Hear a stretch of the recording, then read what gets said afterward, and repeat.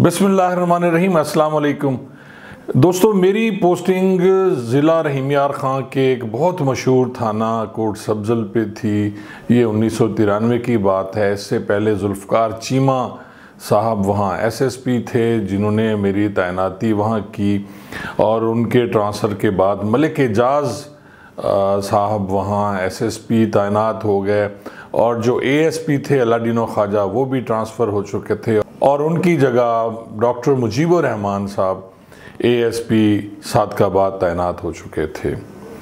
मलिक एजाज़ साहब भी मुझ पर बड़ी मेहरबानी करते थे, और उसकी बहुत बड़ी वजह मेरा काम था जो मैं मेहनत और जांफशानी से किया करता था।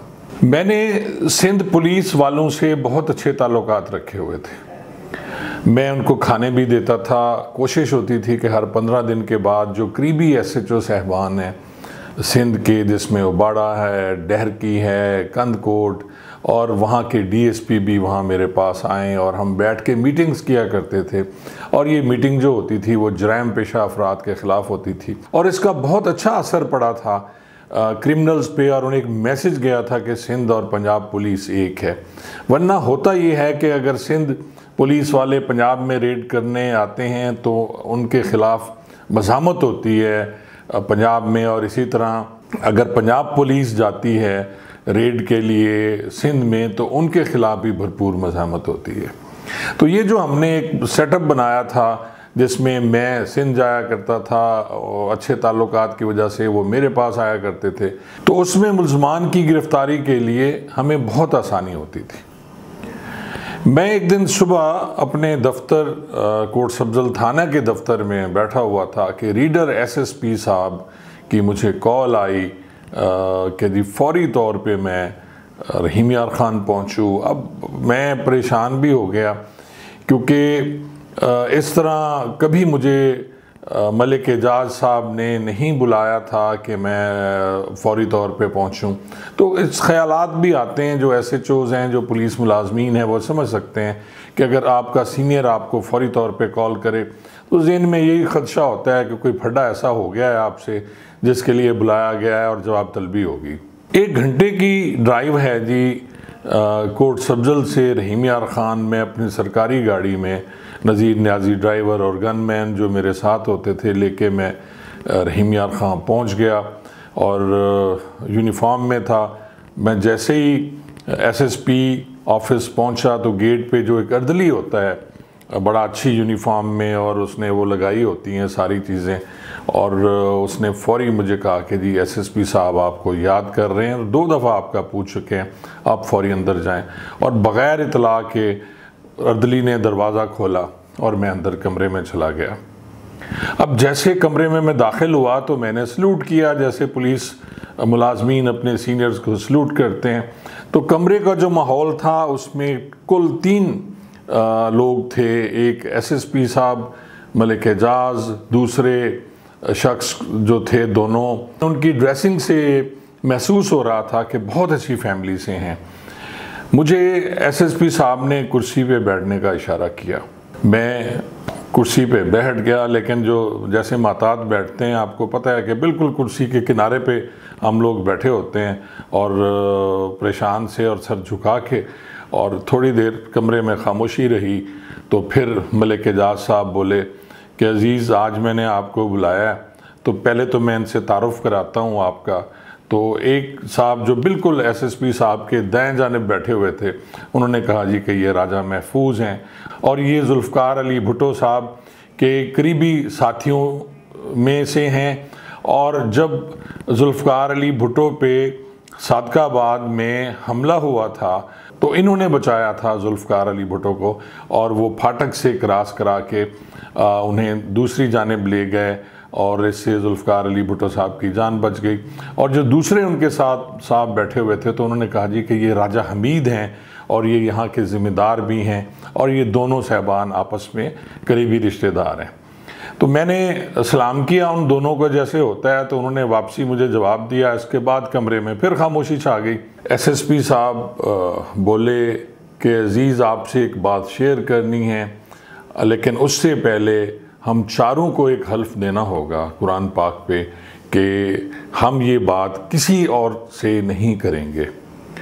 तो इतनी देर में एसएसपी साहब ने उनकी जो साइड वाली दराज थी उसमें से कुरान पाक निकाला और मेज़ पे रख दिया।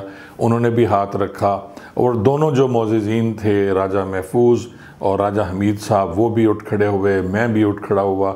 उन्होंने कुरान पाक पे हाथ रखा और उसके बाद सबसे आखिर में मैंने भी जाके कुरान पाक पे हाथ रख दिया और फिर वापस आके मैं अपनी कुर्सी पे बैठ गया, वो भी अपनी कुर्सियों पे बैठ गए और एसएसपी साहब ने कुरान पाक उठा के फिर दोबारा उसी जगह पे रख दिया जहाँ से उठाया था। अब एसएसपी साहब गोया हुए मुझसे और उन्होंने कहा कि यार ये आपको राजा महफूज एक बात सुनाएंगे, पहले आप ये बात सुन लें और उसके बाद मैं फिर आपसे बात करूँगा। अब राजा महफूज साहब मेरी तरफ उन्होंने अपना चेहरे का रुख किया और मुझसे बोले कि खान साहब, एक शख्स है गुलाम रसूल जो पुन्नू आकिल का रहने वाला है और वो सोना बनाता है। अब मेरे लिए ये बात बड़ी शॉकिंग थी कि इस तरह के माहौल में सोना बनाने की बात की जाए। सोना बनाने के बारे में मैं कुछ पहले थोड़ा बहुत जानता था कि जी इस तरह के लोगों को उर्फ़ आम में ठरकी कहा जाता है और इनके ठरक होती है सोना बनाने की, और बहुत से लोग सोना बनाने के चक्कर में अपनी जायदादें जो हैं वो ज़ाय कर चुके हैं, बेच चुके हैं।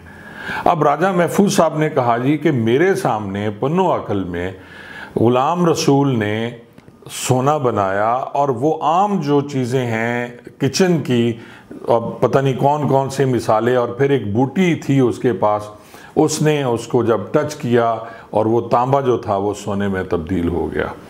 अब एसपी साहब मुझसे बात करने लगे तो दरमियान में राजा महफूज साहब ने उनसे माजरत की और टोकते हुए कहा कि अजीज़ खान साहब, उसमें सबसे इम्पॉर्टेंट बात यह है कि वो तांबा जो है वो पहले जो उपले होते हैं ये गोबर के बनाए जाते हैं और उर्फ़ आम में उन्हें थापियाँ भी कहते हैं, उसमें कुछ रख के फिर सफ़ूफ डालता है और फिर उसमें वो जो चीज़ें लगा के बनाता है उससे सोना बन जाता है। अब एसपी साहब फिर बोले और उन्होंने कहा जी अब अजीज़ आपके ज़िम्मे ये काम है कि किसी ना किसी तरीके से आप गुलाम रसूल को उठा के ले आएँ। अगर ये हमारे हाथ में आ जाता है और उससे आप ब्रेक कर लेते हो और उससे ये सोना बनवा लेते हो तो आप समझ सकते हो कि हम लोग कितने अमीर हो जाएंगे। लेकिन फिर आखिर में उन्होंने ये बात की कि ये किसी से डिस्कस नहीं करना और इसी बात का हमने हल्फ लिया है। अब एसएसपी साहब खड़े हो गए, मैं भी खड़ा हो गया और दो जो साहबान थे राजा महफूज और राजा हमीद साहब वो भी खड़े हो गए। उन्होंने इजाज़त चाही और मुझे एसएसपी साहब ने फिर कहा कि कल आपके पास राजा महफूज या राजा हमीद आएंगे। अब इन्होंने निशानदही करनी है गुलाम रसूल पताफ़ी की कि वो कहाँ रहता है, ये ख़ुद या इनका बंदा जो भी आ जाएगा आपने उसके साथ नफरी भेजनी है, आपने ख़ुद जाना है, लेकिन ये बात किसी को मालूम ना हो। जब वो पकड़ा जाए तो इस बात का भी किसी को पता नहीं होना चाहिए कि उसे कौन सी पुलिस उठा के ले गई है। बड़ा सीक्रेट तरीके से ये सारा काम करना है और मुझे आप पे भरपूर एतमाद है कि आप ये काम कर लोगे। अब जी मैं वापस आ गया थाने पे और इंतज़ार करने लगा। अगले दिन सुबह सुबह राजा हमीद जो हैं वो थाने पे आ गए। मैं उस वक्त अपने रेजिडेंस पे था, रिहायशी क्वार्टर पे बैठा हुआ था, तो मैंने उधर ही उन्हें बुलवा लिया और उनसे बात की। तो उन्होंने कहा जी कि मैं जाने को तैयार हूँ, नफरी आप मुझे दे दें ताकि हम उसको उठा लें। मैंने देखा हुआ है और मेरे साथ एक मेरा मुलाजिम और है, उसने भी देखा हुआ है, लेकिन मेरे उस मुलाजिम को भी ये नहीं पता कि जी गुलाम रसूल पताफ़ी सोना बनाता है या क्या करता है। मेरे उस वक्त ख़ास जो मुलाजिम थे, जैसे मैंने आपको पहले भी बताया कि जी नज़ीर न्याजी ड्राइवर होता था, गुलाम कासिम कांस्टेबल था, लियाकत एक कांस्टेबल था और इसके अलावा तैर खान खाकवानी ASI जो बाद में इंस्पेक्टर हो गए और अभी पिछले दिनों उनकी डेथ भी हो गई है। और मैंने उनको ये टास्क दिया, लेकिन बताया मैंने उन्हें कुछ नहीं। और यही बात थी कि राजा हमीद ने भी कुछ नहीं बताना, सिर्फ बंदा उठा के लाना था।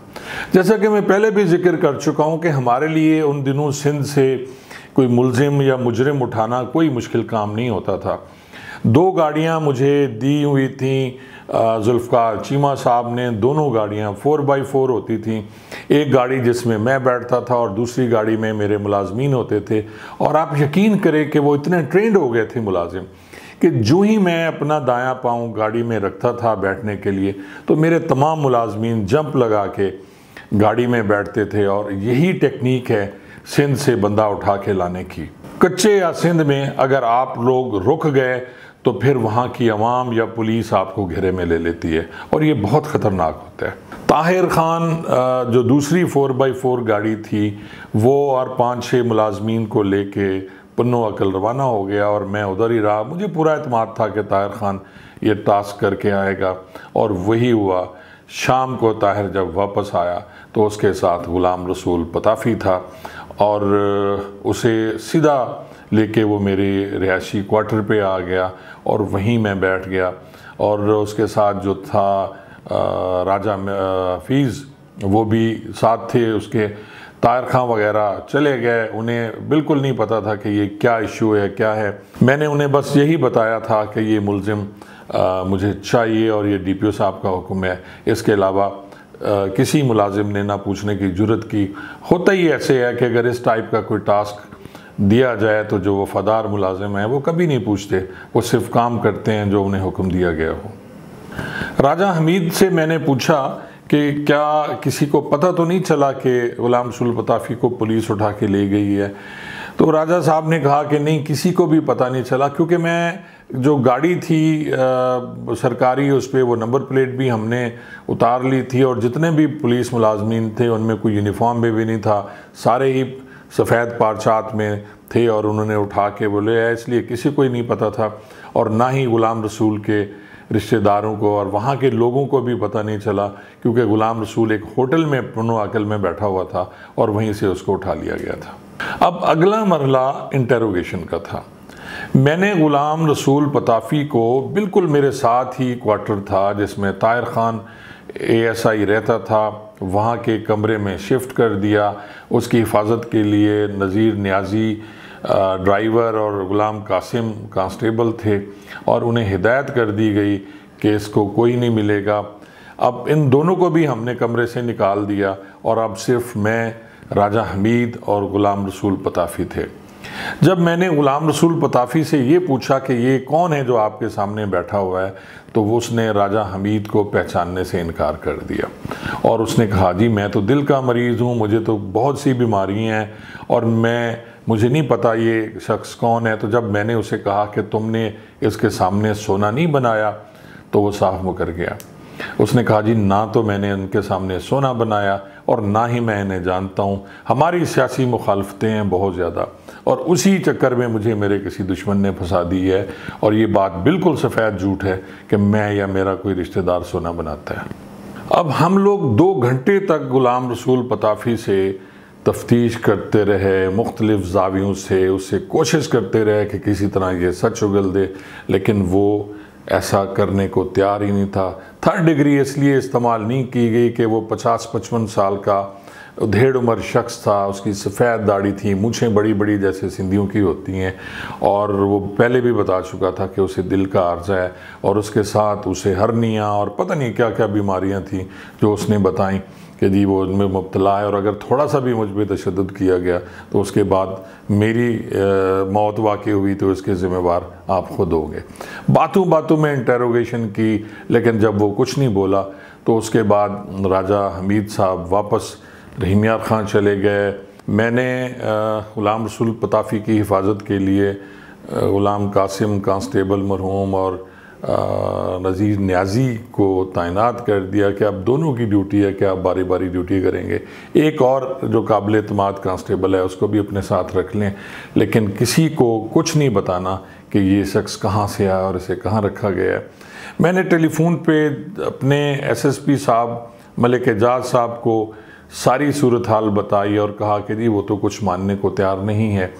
तो उन्होंने ये कहा कि कल सुबह 9 बजे आप इसे लेके मेरे ऑफिस आ जाएं और वहाँ इनसे इंटरोगेशन करेंगे।